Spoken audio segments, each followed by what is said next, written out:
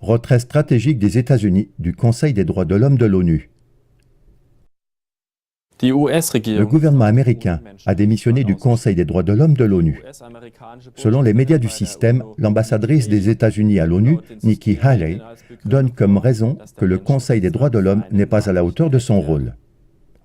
En outre, a dit Haley, Israël, allié du gouvernement américain, s'est vu imposer plus de sanctions que les ennemis de l'Amérique, la Syrie, la Corée du Nord et l'Iran réunis. Si le Conseil était réformé, a poursuivi Haley, des pourparlers seraient envisageables pour une réadhésion.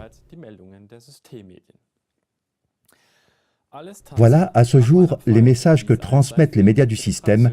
L'homme orchestre est le nom d'un film avec le comique français Louis de Funès. Le gouvernement américain tient visiblement à jouer ce rôle d'homme orchestre même jusqu'au Conseil des droits de l'homme de l'ONU, mais pas du tout sur le mode humoristique. Le gouvernement américain s'inquiète-t-il vraiment à ce point du respect des droits de l'homme? Ou si ce n'est pas le cas, quelles sont ses motivations? S'il s'agissait des droits de l'homme, le gouvernement américain ne les aurait pas violés avec ses nombreuses guerres de manière aussi flagrante. Voici seulement quelques exemples tirés d'une liste presque sans fin. Dans l'émission 219 guerres américaines en comparaison avec la Russie, la Chine, l'Iran et l'Allemagne, CLA-TV illustre les pulsions d'agressivité inhumaine du gouvernement américain tout au long de son histoire jusqu'en 2014. Après la première diffusion de ce film, CLA-TV a été informé que des livres tels que le Moloch de Karl-Heinz Deshner prouvent même 1000 guerres d'agression du fait du gouvernement américain. La guerre cachée pratiquée par le gouvernement américain ne viole pas moins les droits de l'homme, car elle pousse certains groupes et même des pays entiers contre un pays cible et les incite à la guerre. Des exemples de tels pays cibles sont l'Irak, la Libye, la Syrie et la Russie, qui est extrêmement menacée par l'expansion vers l'Est de l'OTAN encouragée par les États-Unis. Au sujet des violations des droits de l'homme, outre les guerres stratégiques de pouvoir du gouvernement américain, il faudrait également mentionner le colonialisme américain moderne, par exemple en République démocratique du Congo. Malgré sa grande richesse en ressources naturelles telles que le cuivre, les diamants et le cobalt, le Congo est aujourd'hui un des pays les plus pauvres du monde. Après que le pays s'est libéré de la domination coloniale belge et a accédé à l'indépendance, le président fraîchement élu, Patrice Lumumba, a été renversé et assassiné en 1960 lors d'un coup d'État initié par les services de renseignement américains.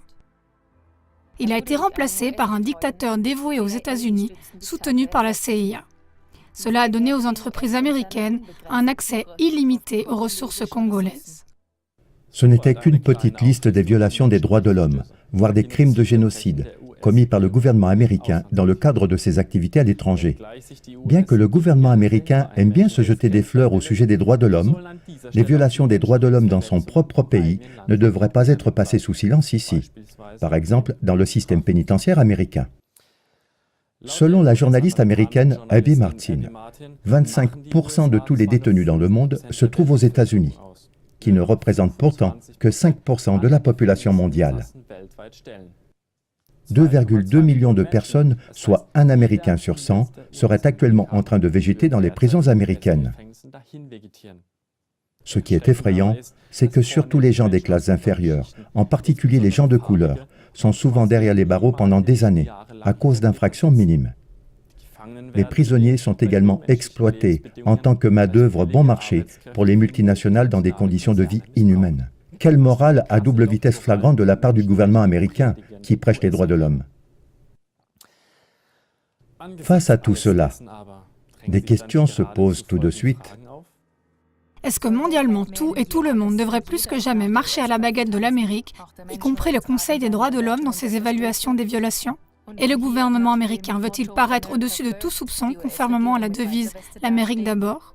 Et ceci uniquement pour que, après que le Conseil des droits de l'homme aura été réformé dans son esprit et que les États-Unis l'auront rejoint, le gouvernement américain puisse à sa guise faire passer ses concurrents pour des méchants et les sanctionner.